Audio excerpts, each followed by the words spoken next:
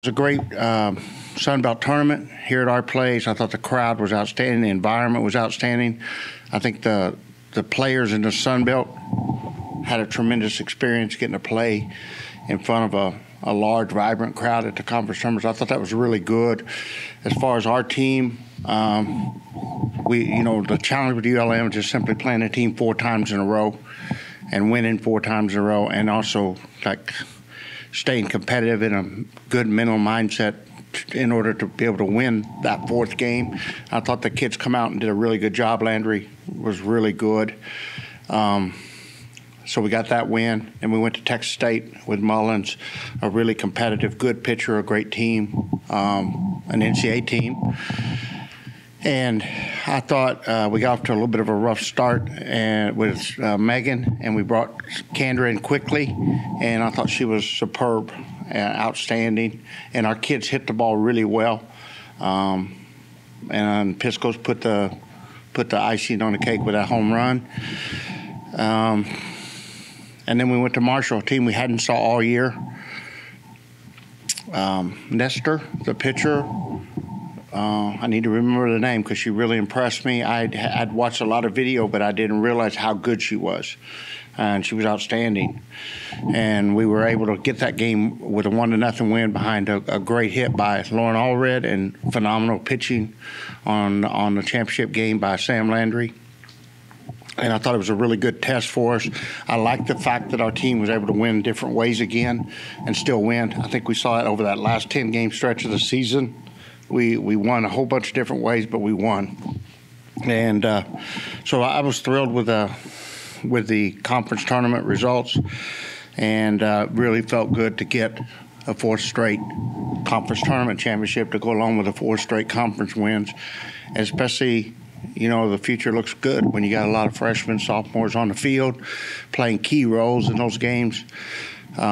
Really good. And then we had great veteran leadership from the 3 seniors, and Carly Heath, Kendra Lamb, and Megan Shorman. So that's kind of where the conference tournament ended. And then we went to now we're on the NCAA, which is where I'm at mentally right now. I love the draw, love the seeding. The kids want to be at home, fans want to be at home, coaches want to be at home. It's the reason you play. The schedule we played a lot of games. And at the end of the day, when the committee looked at our schedule and our body of work, obviously they wanted to see more top 25 wins. Obviously, we wanted to see more top 25 wins. And obviously, we just didn't get what we needed to get the tournament here at home. But if you're not going to be at home, that's as close as you can be. When you drive across the basin, 45 miles, and we'll be at a place we're familiar with, a great competitive school, hosting LSU, and I'm thrilled. I'm really tickled, to have that challenge in front of us and in that location. It's as good as you can do and not be at home. And I'm sure our fans will turn out in huge numbers. Our kids are really excited about the challenge ahead. And so it starts with Omaha. That's where I'm at. As soon as the show was over, I watched film till way up in the morning. They've got an outstanding pitcher. She's extremely good against right-hand hitters. I think right-hand hitters have hit 145 against her. She's averaged 10.5 strikeouts a game. She's good. Lefties hit a little bit better. They hit 240 against her. They played, they split with Iowa. They played competitive games against Texas.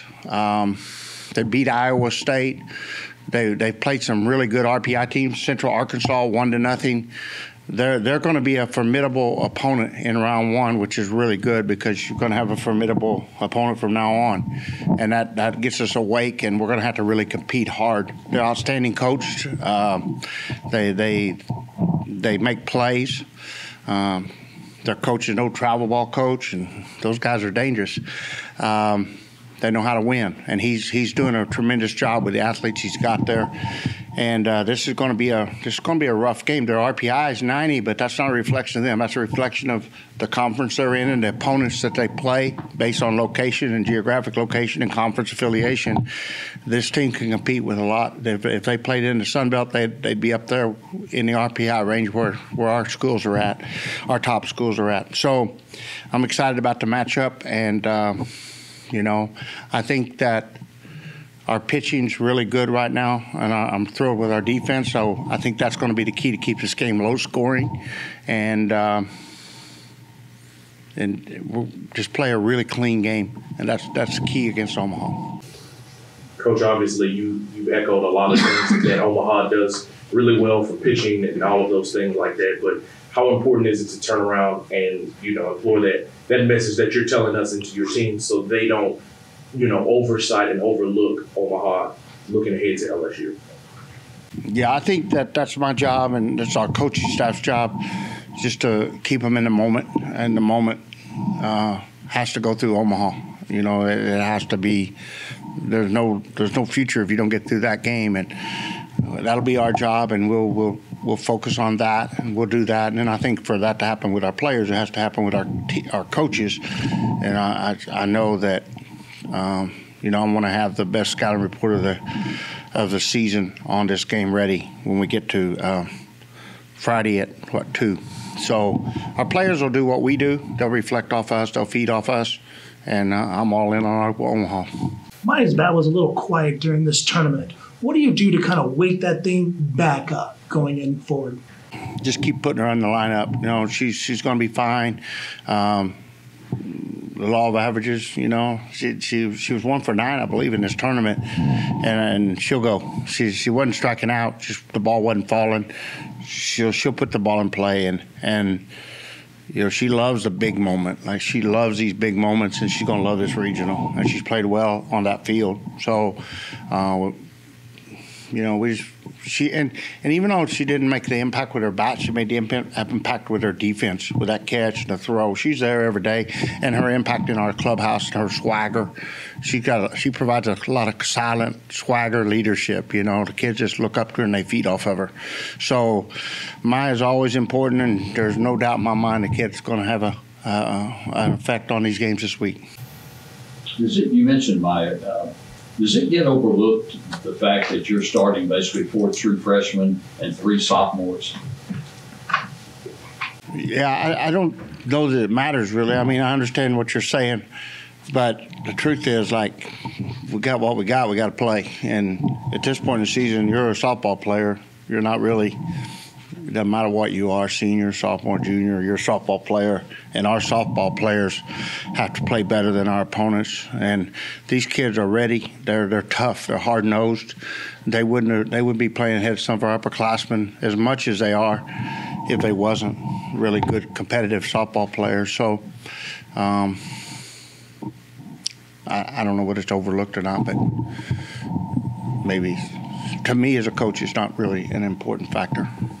Coach, this Omaha pitcher you talked about, is she a rise ball pitcher, and what kind of, and who does she kind of remind you the most of in conference play that y'all face? Rise ball, curveball, and I would say Kendra Lamb would be a really good example. That's who I kept thinking, like, she's just like Kendra Lamb.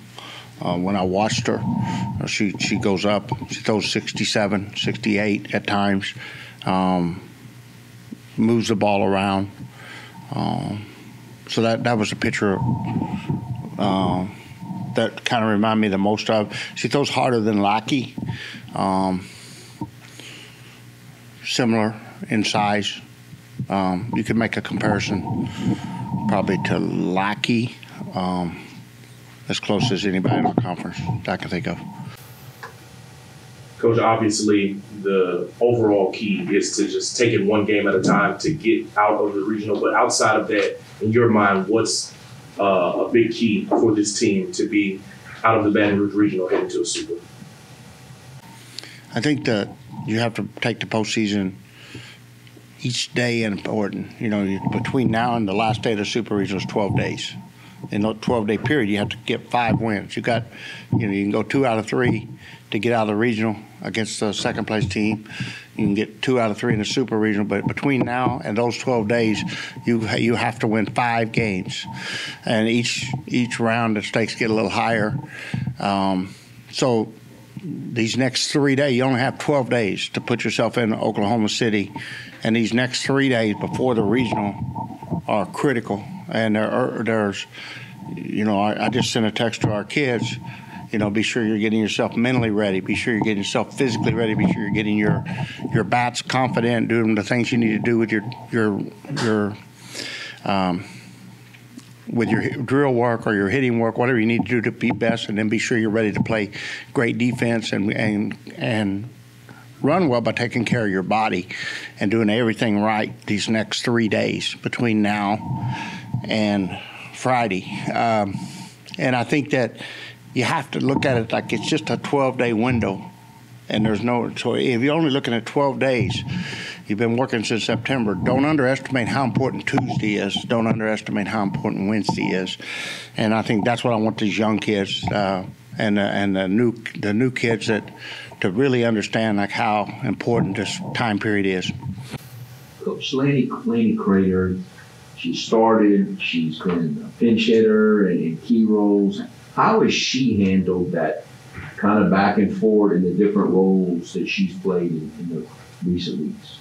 Laney's a phenomenal teammate. Anything I ask her to do, she does it. It comes from her parents. I talked to her dad after the regional. After the conference tournament, I saw her dad. I hadn't saw him in a little bit. I said, hey, your daughter's, man, she's just such a blessing to coach. She's such a great person and great competitor and willing to do anything we need her to do. Take a sacrifice and just give me one good pinch hit today versus give me 3 at-bats today if that's what I need. And he said, hey, she's great. You're doing great. You're using her just right. Just really positive. His comments, well, that's why she's like she is. She's always positive. Obviously, she'd like to bat every single game 3 or 4 times. She's a hitter, so she wants to hit. But we've got to always have a great pinch hitter on that bench ready to come in that key moment. And we're trying to play our best defenders. The last 10-game stretch, we put an emphasis on putting our best defense out there, and we've seen the result. We're 10-0 down the stretch. I like that. But that won't work if you don't have those kids that can come in and get the big hit for us. And Laney's, she's really a special hitter, and we'll continue to try to get her 3 at-bats and then pinch hit her and then get her 3 at-bats and then pinch hit her. As much as I can do that, I want to do that because I want to keep her in a rhythm at the plate. Stormy, I'm using kind of in that same role last week. I don't know whether I'll put her back in the lineup or I'll keep her in that role this week. I used Jordan Campbell that way for a little bit. We've just kind of throughout the season tried to have kids make that sacrifice for our team, and they've done a great job. And Laney's the perfect example of that player.